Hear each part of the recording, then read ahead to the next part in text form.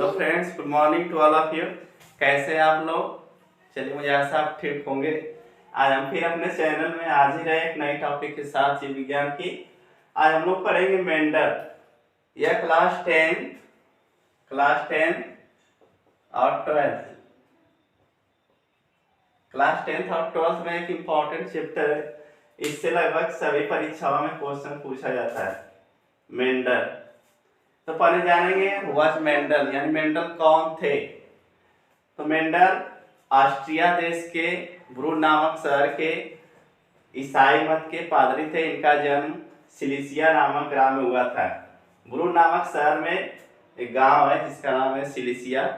इसी ग्राम में इनका जन्म 22 जुलाई सन 1822 को हुआ था। कब हुआ था? 22 जुलाई सन 1822 को, ऑस्ट्रिया देश में। इनकी मृत्यु 6 जनवरी सन 1884 ईस्वी को हुई थी। इनकी मृत्यु किडनी के डिजीज की वजह से हुई थी। इनके किडनी में डिजीज हो गई थी, जिसकी वजह से इनकी मृत्यु हो गई।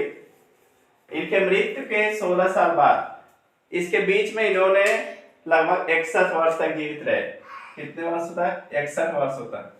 मेंडल लगभग 61 वर्षों तक जीवित रहे।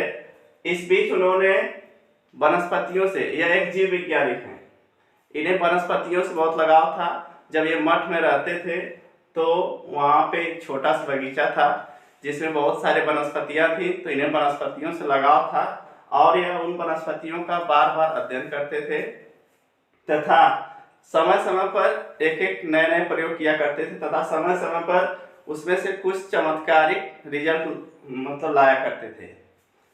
ये सब काफी संघर्षों के बाद उनकी मृत्यु हो जाती है। तो उस समय जब मेंडल जीवित थे तब इनके जो भी नियम बनाते थे, उस समय इनको कोई वरीयता नहीं था उस समाज में, और इनके नियम को मतलब किसी तरह से प्रकाशित नहीं किया गया। लेकिन इनके मृत्यु के लगभग 16 वर्ष बाद, लिखा है इनके मृत्यु के लगभग 16 वर्ष बाद 3 वैज्ञानिक Carl Correns, Hugo de Vries और एरिक वान सर्वैट, ये 3 वैज्ञानिकों ने अपने अपने प्रयोग किए। कार्ल कोरेंस ने मेष, जिसको मक्का कहते हैं, मक्का पे अपना प्रयोग किया, और ह्यूगो डे व्रीज ने इवनिंग प्रिमरोज, जैसे को शाम दे प्रिमरोज कहते हैं,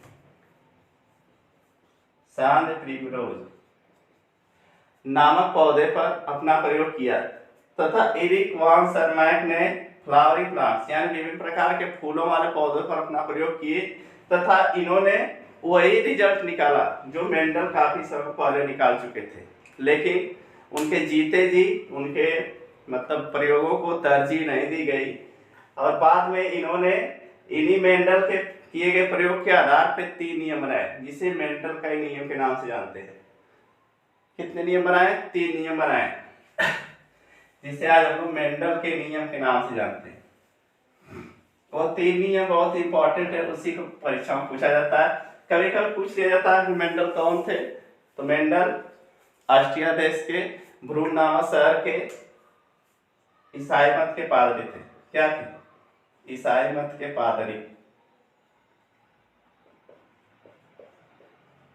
पादरी मतलब होता है जो मठ जानते होंगे आप लोग ना, जो मठ की देख रेख करते हैं, यानी मठ के जो पुजारी होते हैं उसी को पादरी के नाम से जानते हैं। तो यह एक मठ पे रहा करते थे और उसी मठ पे पूजा पाठ किए करते थे। तो इनके साथ में जो भी साधु वधु थे वो भी लोग काफी पढ़े लिखे थे। तो उन्हीं के लोगों के संगत में रहकर इन्होंने बहुत सारे प्रयोग अपने किए और इन्होंने मटर के पौधे पर अपना प्रयोग किया था। यह भी पूछता है कि मेंडल ने अपना प्रयोग किस पौधे पर किया था। तो मेंडल ने अपना प्रयोग मटर के पौधे पर किया था। इसका वैज्ञानिक नाम है पाइसम सटाइवन। ठीक है, कभी कभी उसमें ऑप्शन में मटर न देकर पाइसम सटाइवन दे देता है, तो इससे घबराइएगा मत, इसका वैज्ञानिक नाम। और मेंडल ने मटर के पौधे को ही क्यों चुना था, यह भी क्वेश्चन पूछता है परीक्षाओं में कि मेंडल ने अपने प्रयोग के लिए मटर के पौधे को ही क्यों चुना था। तो मटर के पौधे को चुनने का बहुत सारे कारण थे। पहला तो है कि मटर का पौधा 1 वर्षीय होता है। एक वर्षीय होता है। एक वर्षीय का मतलब जो मटर होती है एक वर्ष के अंदर ही फूलती है, फलती है और इसका पौधा समाप्त हो जाता है। इसलिए इस पौधे का अध्ययन करना मेंडल के लिए काफी आसान था। दूसरा है कि इसकी मटर की कई प्रजातियां पाई जाती हैं। मटर की कई प्रजातियां होती हैं जिसका एक साथ अध्ययन करने में काफी सहायता मिलती है। अगला है इसके मटर का जो रंग, फूलों का रंग होता है वह अलग अलग प्रकार का होता है। मटर के फूलों का रंग, यानी मटर में कई प्रकार के फूल पाए जाते हैं, जैसे बैगनी हो गया, सफेद हो गया, लाल हो गया, बहुत सारे कलर होते हैं इसमें। इसलिए इसमें तरह तरह के मतलब क्रॉस कराने में या मेंडल को संकर कराने में आसानी थी। बैगनी हो गया, सफेद हो गया, लाल हो गया, ये बहुत सारे प्रकार के मटर के फूलों के रंग। और मटर के पौधे में स्वपरागण आसानी से कराया जा सकता है। स्वपरागण क्या होता है आगे बताया जाएगा। मटर के पौधे में स्वपरागण आसानी से कराया जा सकता है। ये सब बहुत सारे कारण थे। इन्होंने मटर के लगभग 7 जोड़ी विपरीत, कितने जोड़ी ये भी क्वेश्चन पूछता है कि मेंडल ने मटर के कितने जोड़ी विपरीत लक्षणों को लिया था। तो 7 जोड़ी विपरीत लक्षणों को, 7 जोड़ी विपरीत लक्षणों को मेंडल ने लिया था अपने प्रयोग के लिए। यहाँ से एक एक क्वेश्चन इंपॉर्टेंट है। कितने जोड़ी विपरीत कैरेक्टर लिए थे? 7 जोड़ी विपरीत कैरेक्टर। और मटर के पौधे के क्यों चुना था मेंडल ने अपने प्रयोग के लिए? तो मटर के पौधे में कई सारी विशेषताएं होती है जिसके कारण मेंडल ने मटर के पौधे को चुना था। आगे देखते हैं मेंडल के 3 नियम कौन कौन है।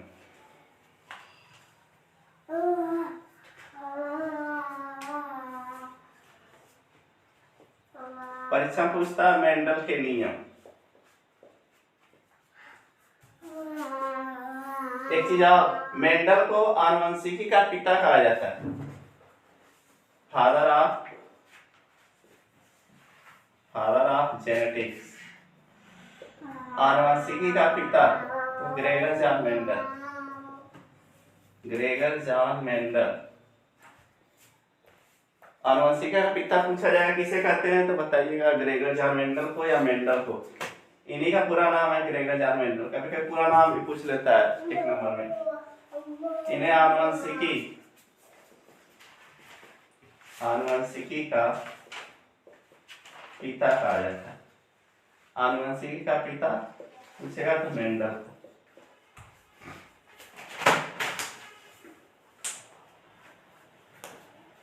आगे देखेंगे मेंडल के नियम। तो अभी बताया मेंडल के प्रमुख 3 नियम है। कितने नियम? 3 नियम। पहला है प्रभाविता का नियम,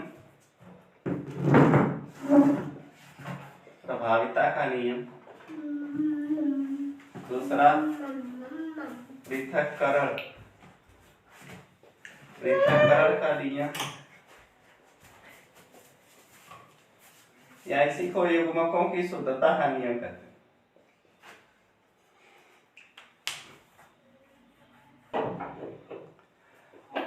पृथक्करण का नियम या युग्मकों की शुद्धता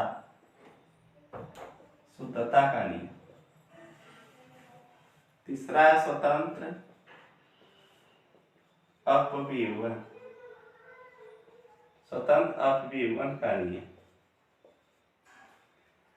इसको लॉ ऑफ डोमिनेंस,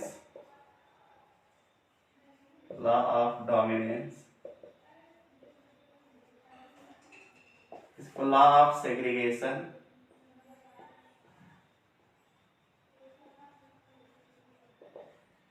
या law of purity of gametes, law of purity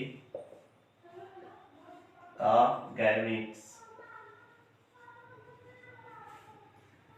इसको law of independent assortment, law of independent assortment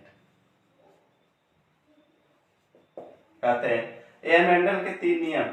पहला प्रभाविता का नियम, दूसरा पृथक्करण का नियम, तीसरा स्वतंत्र